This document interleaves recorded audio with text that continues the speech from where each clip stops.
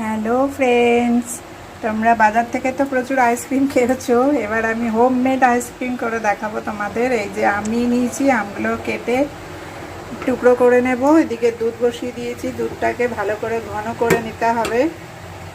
এখানে আধ লিটারের থেকে একটু বেশি দুধ আছে। এবার এর মধ্যে একটু গুঁড়ো দুধ মেশাবো আর চিনি মিশিয়ে এটাকে ঘন করে নেব। এই গুঁড়ো দুধ একটা বাটির মধ্যে দুধ তুলে রেখেছি, ওর মধ্যে মিশিয়ে ঢেলে দেবো, তাহলে তাড়াতাড়ি ঘন হয়ে যাবে দুধটা। যে দুধের মধ্যে চিনি দিয়ে দিলাম, বেশি চিনি দেওয়ার দরকার নেই কারণ আম তো মিষ্টিই আছে।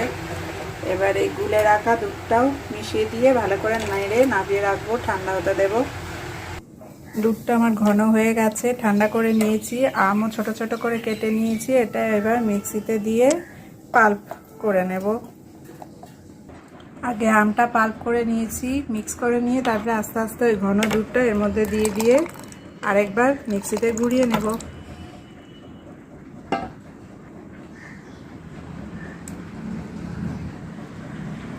এই যে দেখো, দুধ দিয়ে এটাকে ভালো করে ফেটিয়ে নিয়েছি। এবার যেটার মধ্যে আইসক্রিম বসাবো সেই পাত্রটার মধ্যে এটা ঢেলে দেবো আস্তে আস্তে। এটা মিনিমাম 8 ঘন্টা ডিপ ফ্রিজে রেখে দেবো।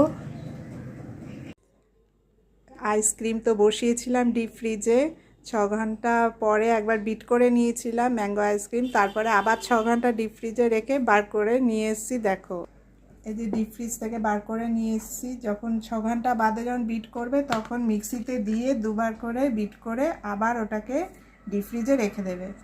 এই যে এইভাবে একদম সেট হয়ে গেছে আমার ম্যাঙ্গো আইসক্রিম, ঘরে হোমমেড। এই যে তুলে আজকে সার্ভ করে দেখাচ্ছি তোমাদের। এই যে দেখো কি সুন্দর উঠে আসছে আমার ম্যাঙ্গো আইসক্রিম। এই যে দুটো বাটিতে সার্ভ করে দিচ্ছি। একটু ম্যাঙ্গো আইসক্রিম যখন, ওপর থেকে একটু ম্যাঙ্গো ছোট ছোট করে কেটে দিয়ে দিলাম।